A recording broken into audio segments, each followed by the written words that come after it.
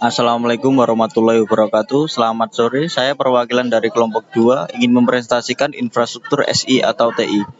Kelompok beranggotakan 5 orang, yaitu saya sendiri, Isro Dalhaq dengan NPM 211300331, Wiko Ambardi 22130337, Muhammad Rafi Farhansa 22130332, Farhan Gagat 211300378, M Torik Zaidan dengan NPM 22130330115. Di sini saya mempresentasikan analisis infrastruktur SI atau TI tentang value chain. Materi pertama dipresentasikan oleh Torik Zaidan. Value chain merupakan alat untuk memahami rantai nilai yang membentuk suatu produk. Rantai nilai berasal dari semua aktivitas yang dilakukan, misalnya pada produksi barang. Value chain dalam kurung rantai nilai berasal dari semua aktivitas dalam produksi barang, mulai dari memperoleh bahan baku hingga menjadi sebuah produk dan disampaikan kepada konsumen. Berikutnya, value chain merupakan analisa strategis yang digunakan untuk memahami secara lebih baik terhadap keunggulan kompetitif.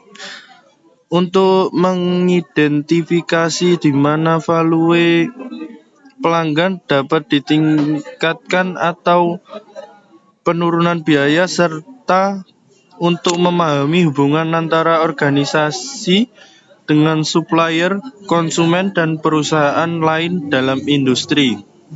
Value chain mengidentifikasi dan menghubungkan sebagai aktivitas strategis di perusahaan. Berikutnya tentang pembahasan value chain. Rantai nilai atau value chain adalah konsep bisnis yang mengacu pada serangkaian aktivitas yang dilakukan oleh sebuah perusahaan untuk menciptakan, mengembangkan, dan mengantarkan produk atau layanan kepada pelanggan akhir. Konsep ini dikembangkan oleh Michael Porter, seorang profesor terkenal dalam bidang strategis bisnis. Rantai nilai menggambarkan bagaimana nilai ditambahkan dalam setiap tahap operasional perusahaan, mulai dari penerimaan bahan baku hingga pengiriman produk atau layanan kepada pelanggan. Ini adalah pendekatan untuk memahami dan menganalisis operasi perusahaan secara logistik dengan mengidentifikasi aktivitas-aktivitas yang berkontribusi pada penciptaan nilai. Rantai nilai ini terdiri dari dua jenis aktivitas primer dan support activities. Berikut konsep rantai nilai sebagai kerangka kerja. 1.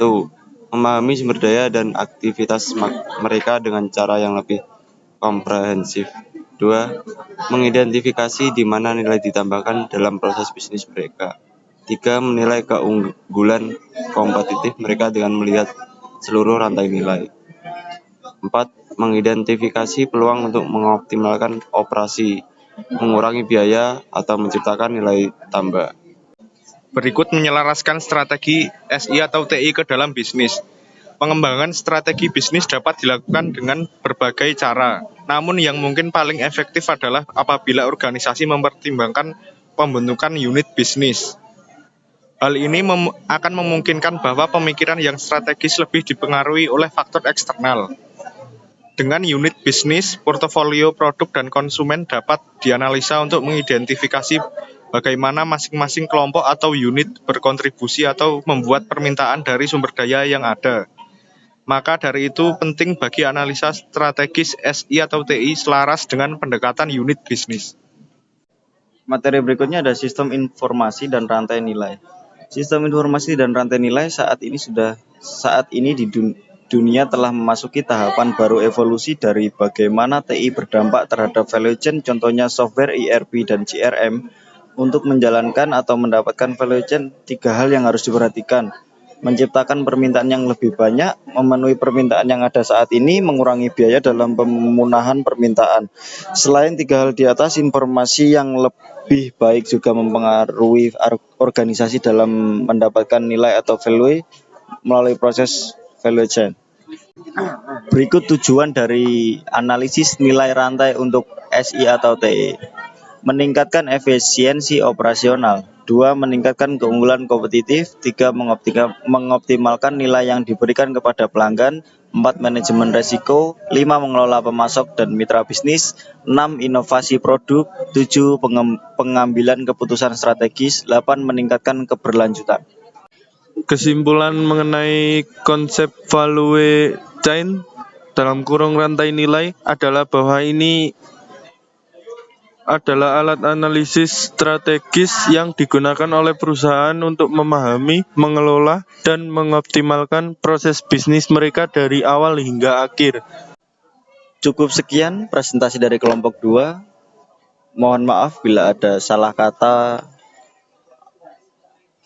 Wassalamualaikum warahmatullahi wabarakatuh.